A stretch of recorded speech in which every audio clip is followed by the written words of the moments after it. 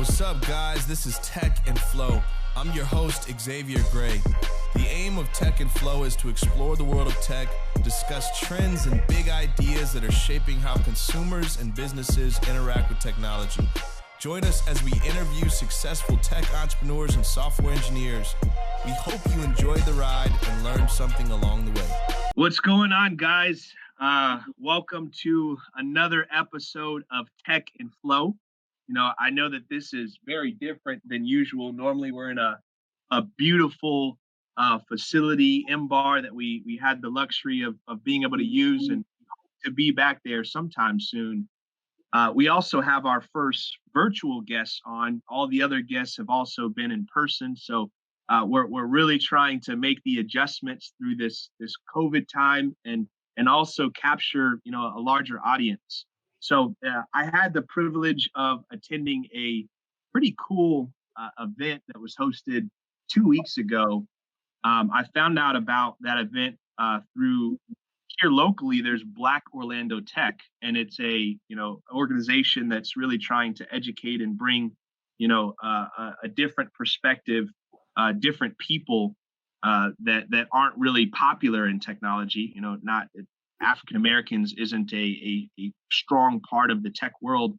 And so I found out about this event called Black in Tech that was being hosted or sponsored by this company that's based in Texas. And while I was on that virtual call, Martha was one of the very first people that popped up in the little chat box. And so I was clicking on different people and seeing who did what and going and stalking their LinkedIn's. And I was like, she looks awesome. Let me get connected to her. So we had one conversation, and that one conversation turned into, Martha, you really need to be on our podcast.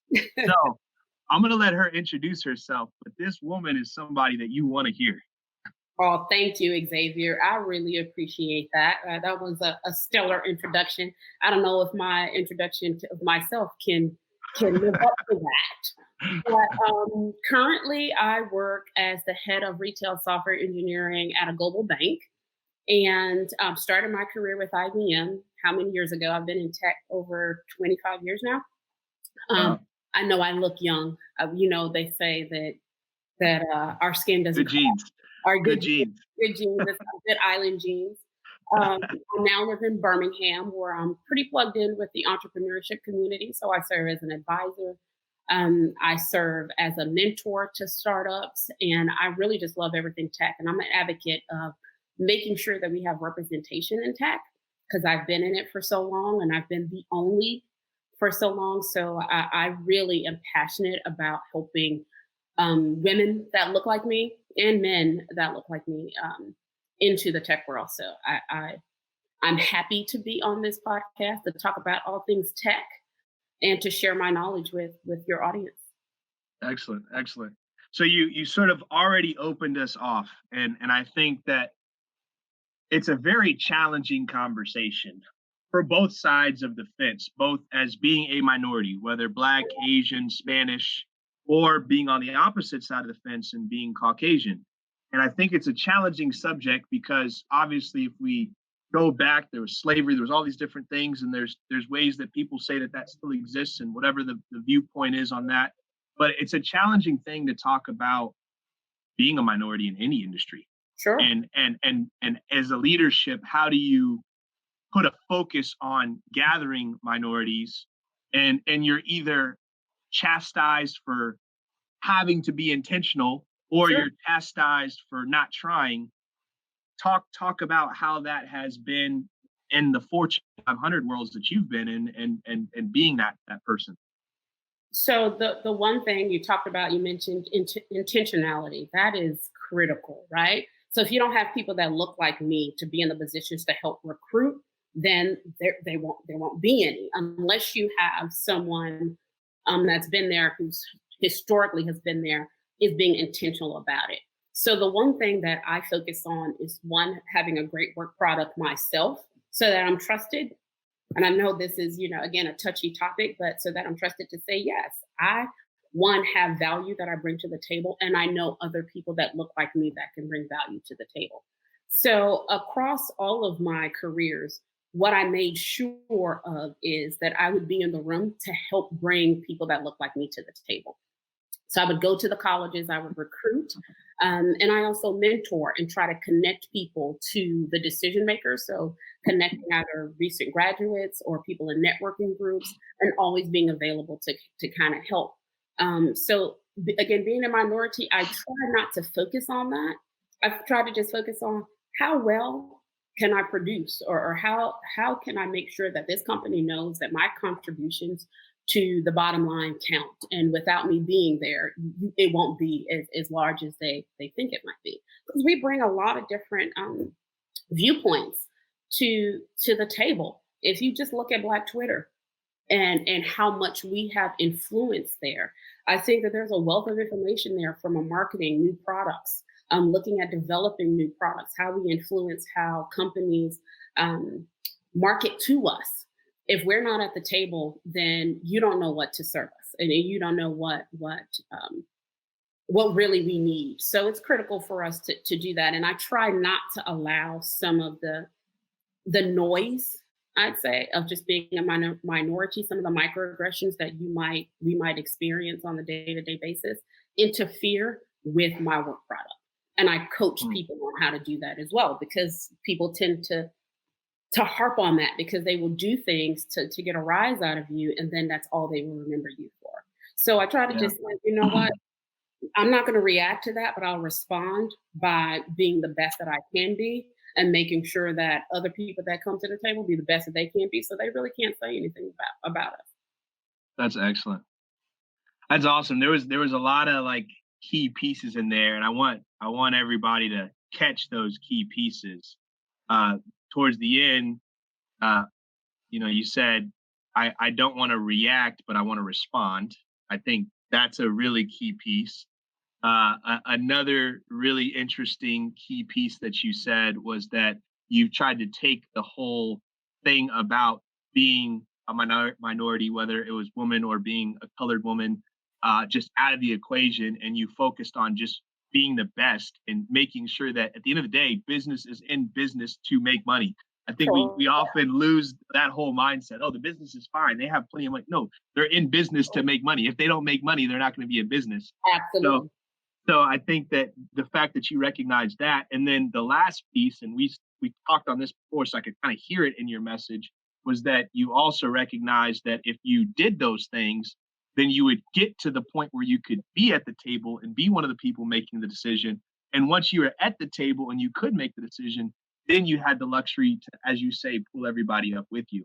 So again, I want everybody to hear those three things and capture that from what Martha just said. So let's expound on that a little bit more. Do you think that there's a difference depending upon the type of industry you're in within tech? Nope, because I've been in several different industries. I've been in healthcare, I've been in insurance, now I'm in banking, I've been in supply chain, logistics. Tech is tech, right? It's about getting the competence in the vertical that you're in and the business that you're in. So understanding what the banking business needs, understanding what insurance and compliance and retail is, understanding the healthcare industry and some of the things that apply there. And so the industry to me doesn't matter.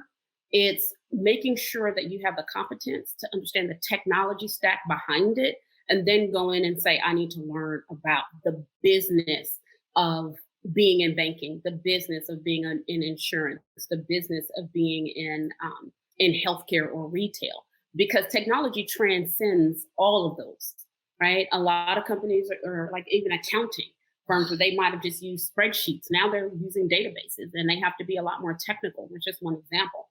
And so all companies are becoming tech companies. So it really doesn't matter what industry you're in. It's just about learning the basics. And once you learn the basics, it translates to any industry. Yeah, no, I like that. I like that. It's really cool, really interesting. So moving on to another point within that, do you feel like, Birmingham, and we kind of talked about this in our original conversation, Birmingham is one of the historical African-American cities. Yeah. Do you think being in an environment like Birmingham as compared to, I don't know, San Francisco, do Sure. you think that there's a difference there? No, there's absolutely a difference, right? Because there's more resources in San Francisco or Miami or Chicago or New York. But the one thing that I appreciate about Birmingham is they are trying to be very intentional about one, recruiting large companies to the state, two, providing educational services to several of the colleges because we are a college state. We have several colleges and universities here. So we try to reduce the brain drain, so to speak. And the way we do that is if we could recruit the large companies and have jobs here, when they graduate, then they stay here. They also are very intentional about making sure they support the startup community. And so Birmingham has a strong, growing startup community. I've had the pleasure of being a judge on several different competitions. We got the Alabama Launchpad, which gives undiluted grants to companies to help them grow. We have the Velocity Accelerator.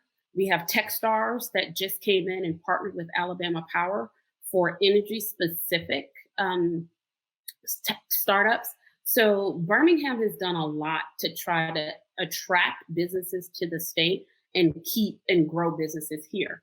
I believe there was also legislation passed not too long ago last year called the AIM Act, which incentivizes companies that will go into the rural areas in order to start up companies. And we're seeing a lot of talent coming out of rural America.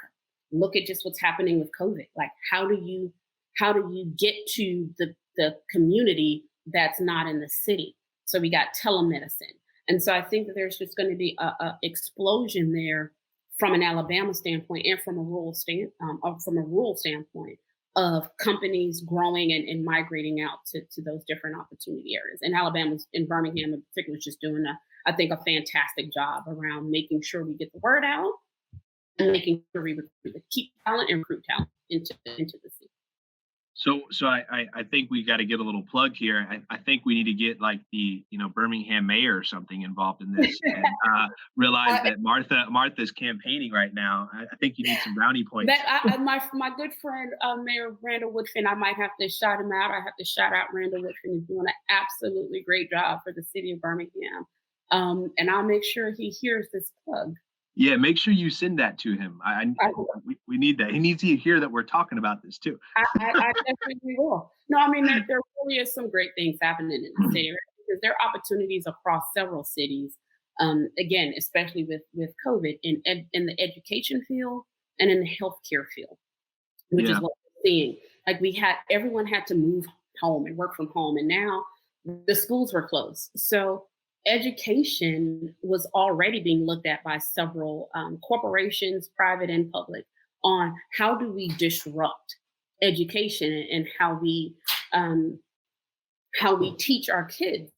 And now we're looking at how do we solve that because everyone is home. Yeah. So right disruption, and then healthcare too is there was already, I would say, steam towards just healthcare apps, applications, how do we deliver it? And this is just going to accelerate the ideas that existed before so we can create different ways for us to reach people that might be in areas that's unreachable. Yeah. You said a couple different things there as well that I thought was interesting. First point was you were talking about how there's a lot of these, further out country kind of areas that are growing. I was actually just speaking with a client, I don't know if it was yesterday, maybe the day before, and they're originally from Arkansas, but somehow we got talking about how his company was headquartered in Omaha, Nebraska. And it's like, besides Warren Buffett being from there, what's in Omaha? Excuse on me, all the Omaha people. I'm not, but I'm not thinking, let me go to Omaha, Nebraska. So I thought that was very interesting. Another thing you were talking about, the whole telemedicine and education as being two little sectors where you're seeing a lot of how, specifically coronavirus, but even pre-coronavirus, how there was some steam, some energy there. It makes me think back to, I was homeschooled at one point and I did Florida Virtual Academy. And so I imagine that there's probably some sort of virtual academy equivalent in probably every state or most states. And then particularly thinking about clients that I've had communication with, and I just got off the phone with another one an hour ago, and she was talking about how her daughter is looking at her teacher on a screen, and how she's having to interact with that. So what if we're going to have to make some sort of bold predictions here, what sort of bold predictions do you foresee in the next, let's say, 24 to 36 months, maybe in those two spaces, or maybe other spaces? I think there's going to be a rise in, I'd say, mixed reality, augmented reality, virtual reality on how we teach, because since we are, one, we need the human touch, absolutely, especially kids from a development standpoint. But given the pandemic, we're going to need to adapt. So how do we model how we taught, or model that human touch to get to the children? And I think the best way to do that is with the rise of what we would call mixed reality, augmented reality, and virtual reality for kids. I think that there are several ways to do that in the fields of science and social studies. Math is just math, unless we figure out a fun way to do that. But I do think that we're going to see an increase in that, and how we disperse, or how we deliver education going in the future. And I think going back into the classroom, we'll see that too. Because kids like hands-on learning, and they like role playing, and they like to understand it and see it. And so I think we'll see a rise in that, definitely. Some other predictions that I think we're going to see is just from an Internet of Things in the home. So I know Birmingham has talked about, and I know we didn't touch on this, it just came to my mind, is smart cities and smart homes, where you have connected homes. Now with COVID, we need to see body temperature. I foresee us integrating that into our homes. And so that data is collected to let us know or predict, hey, you've had a temperature today, this person had a temperature tomorrow, you might be at risk. Like, where have you been? So I do think that we're going to see a difference in that, and how we change, and how home builders incorporate that into their building plans. So a lot of vendors are going to be looking at that. I think we're going to see a huge increase in sensors, and how sales and sensors from, again, a home and a connected things, Internet of Things, and then even sensors from a body perspective. I don't agree with that, but I do see where we're getting set up to go down that path. It's funny that you're going there. I actually had the privilege, and I don't want to share everything about this. I don't know how much is public, but I met a software engineer. I think we connected through a LinkedIn local event here in Orlando. But he and his team are working on both a software and a hardware that is combating the asthma. So specifically asthma in kids. He was basically describing how one of the challenges is kids don't have maybe the muscles to, take an inhaler and then like breathe it in and get it into the lungs. So oftentimes when they hit the inhaler, it really is just sitting in their mouth, and it's not actually getting into their lungs. And so number one, they're developing some piece of hardware that apparently makes that more efficient and easy. But then another thing that they've done is they've created an app that has something like 40 different data points that collects data from wind patterns to pollution in the air to pollen to whatever, where a child was, so that they could more rapidly diagnose. He painted an image of, imagine your kid is out playing soccer in a field, he's fine, and then 30 minutes later, there's an asthma attack. Well, if all that data was being collected and being maybe sent directly to the doc and to the parent, then they could take all that information and be able to make a more quick, informed decision or whatever. So I see exactly where you're going, just understanding that something like that is in the works. Yeah. How many more things like that are serving even more different fields or problems are also being created. And if you look at the customer segment, so he's targeting children, right? I think there's also you're gonna see where we're charging the older, not charging, but targeting the older generation, right? Yes. So connected homes are really going to be important. And I would say assisted living facilities and home care facilities, we'll start to see them outfitted with these types of sensors to be able to help predict some of the healthcare challenges that one of their people might experience. And that information might be sent back to their caregiver. That information might be sent back to their family member. There's so many different uses. And so we're definitely going to see an increase in sensors and offline data being captured to help us diagnose people. That's interesting. Okay. So let's kind of get a little bit deeper. I think that there are trends. So we've talked about, sort of what some of your bold predictions or thoughts are as far as sort of where the industry as a whole is going. Talking about the city of Birmingham, can you elaborate more on some of the trends and things that you're seeing there? Sure. So one of the things that I think that Birmingham is going to do is play up on our strengths. So healthcare. We have UAB, one of the top healthcare systems here. I think they are working on vaccines as well for COVID. They do a lot of studies here. They do a lot of clinical trials here. So I think that that's one of the things that Birmingham is really going to emerge out of. The other thing that I'm really interested to see where it goes is the energy sector and what happens there, Mm, especially with Techstars coming here and partnering with Alabama Power.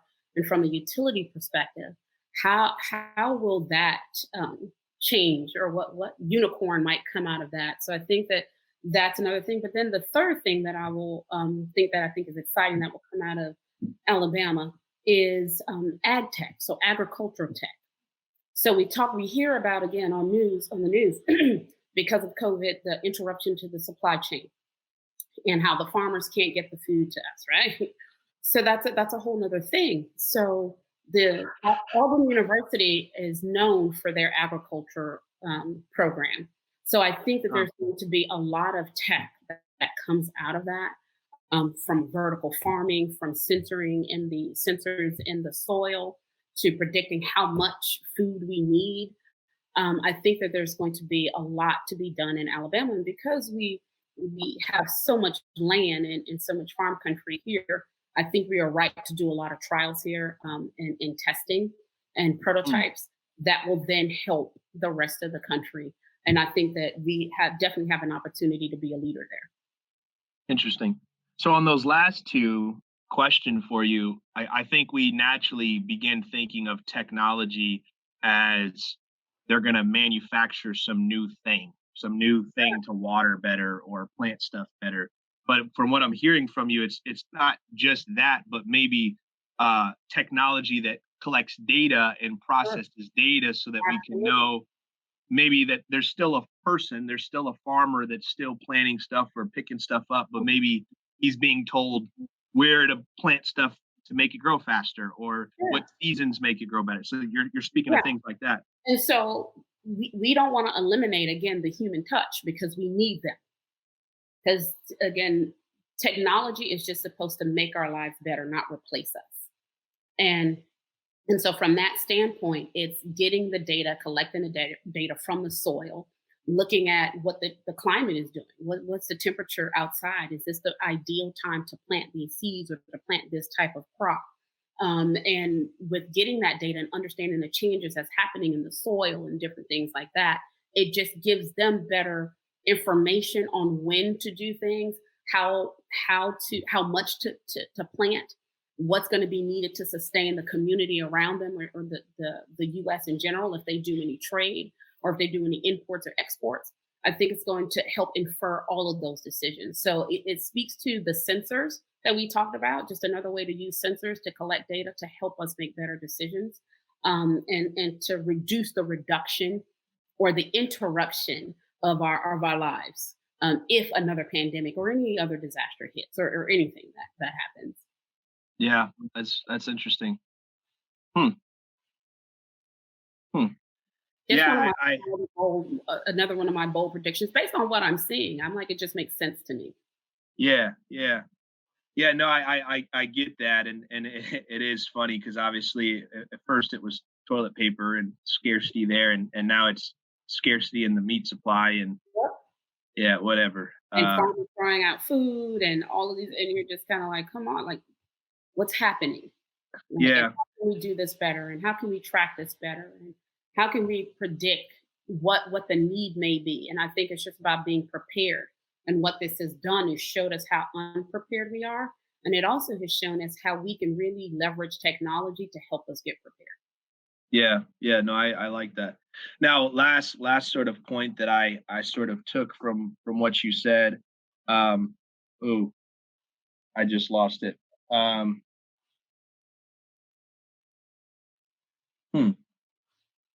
There was something that really stood out. Um,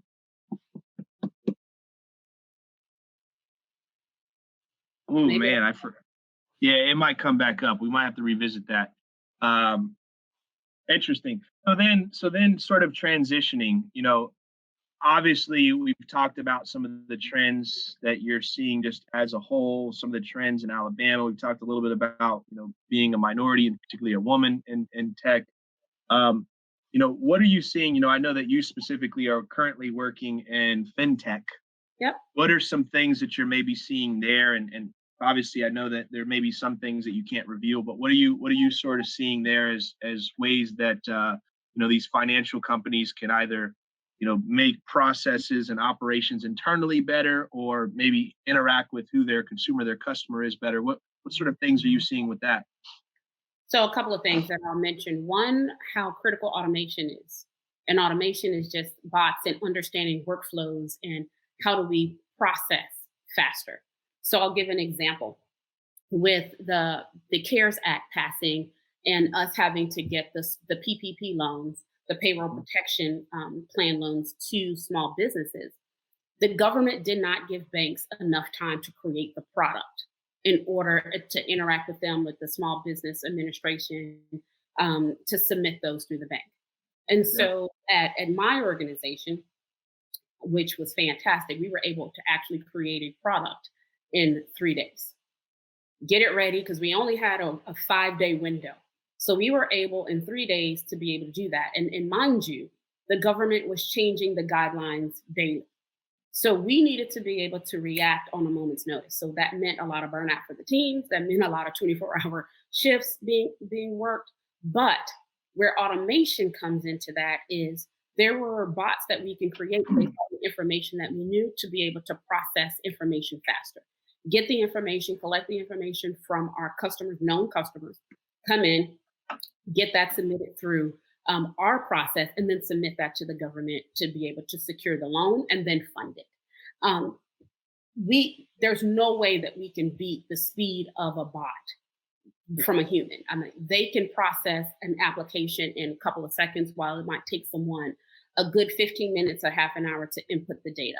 And so automation is going to be critical. And I think that a lot of companies are going to start seeing that across the board. So like Automation Anywhere and some of the other Pega systems, some of the other automation tools will be used a lot more. We'll start to analyze a lot of our workflows and see how we can optimize them and how we can move them faster, so that we can take the resources and the people that work for us and use them a lot more efficiently for their knowledge, because they're subject matter experts. And sometimes you have them doing brainless work like inputting data.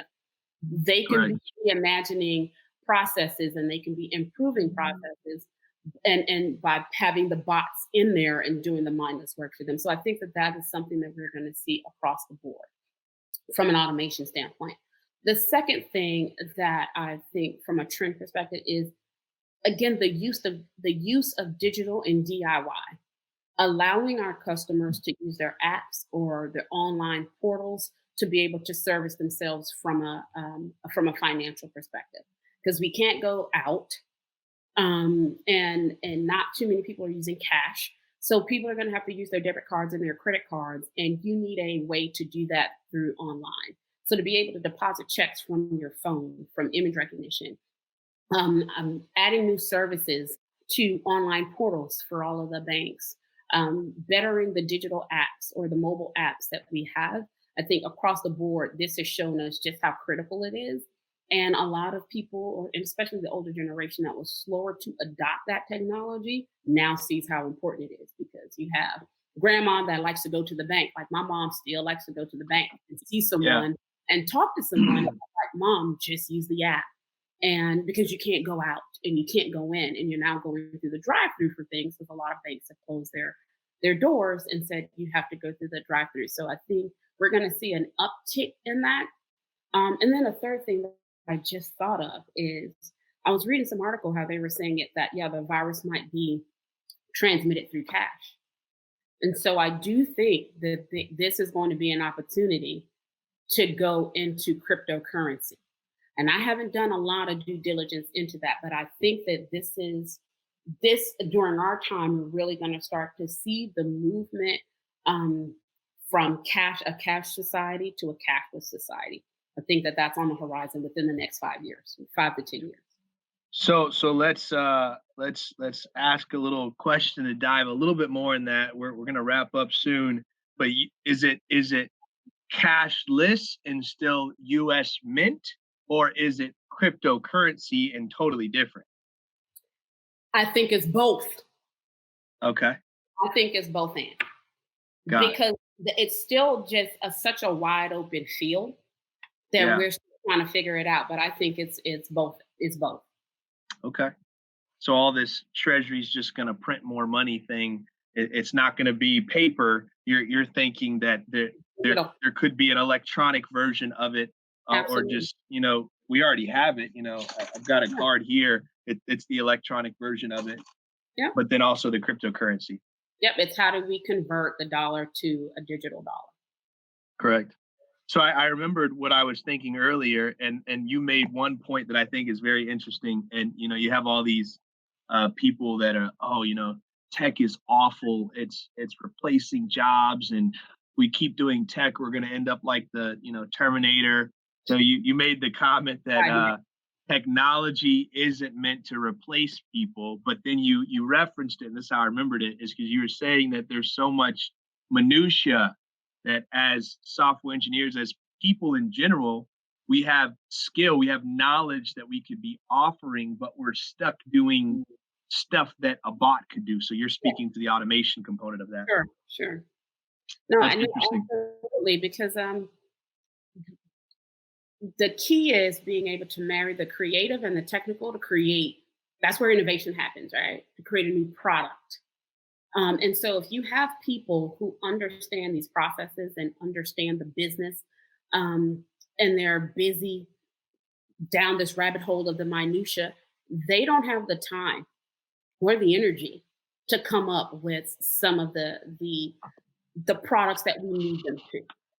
Yeah. And then you get into this rut of just going through the process of going through the motions. And Yeah. that's where people just, kind of go to die.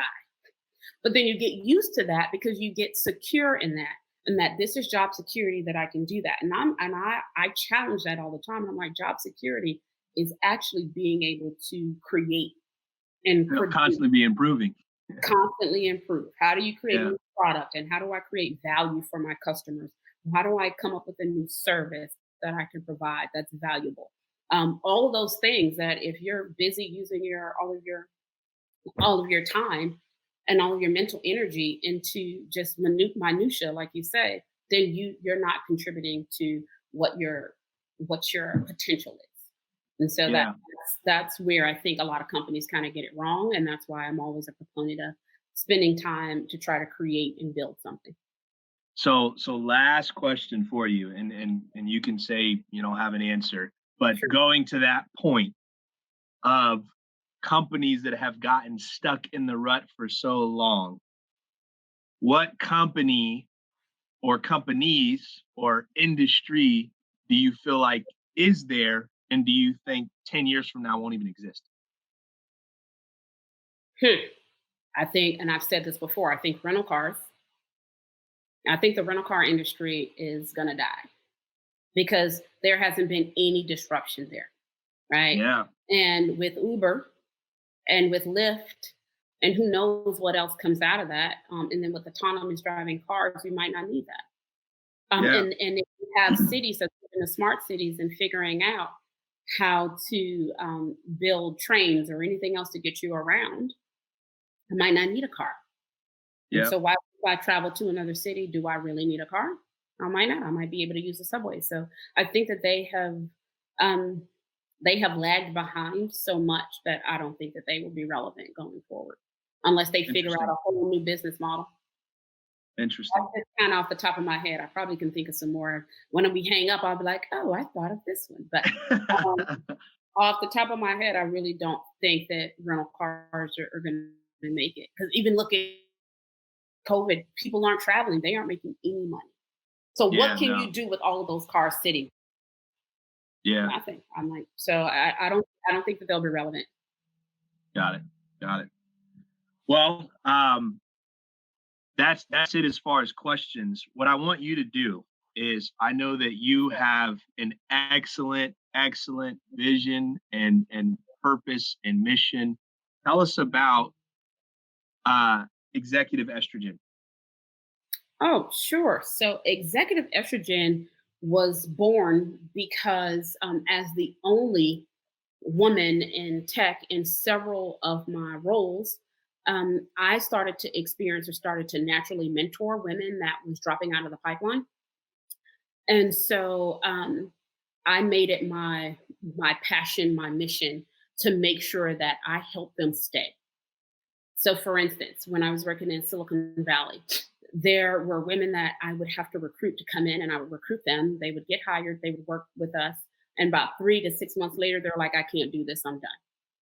And I would help them through all of their issues, whether it was they were slighted, their idea wasn't taken, they found out that they didn't make as much money as their male counterparts. So I took it upon myself to help them because I was behind the iron curtain. I knew what their worth was. I helped coach them to say, this is how you identify what your value is, what your superpower is, and how you can articulate it.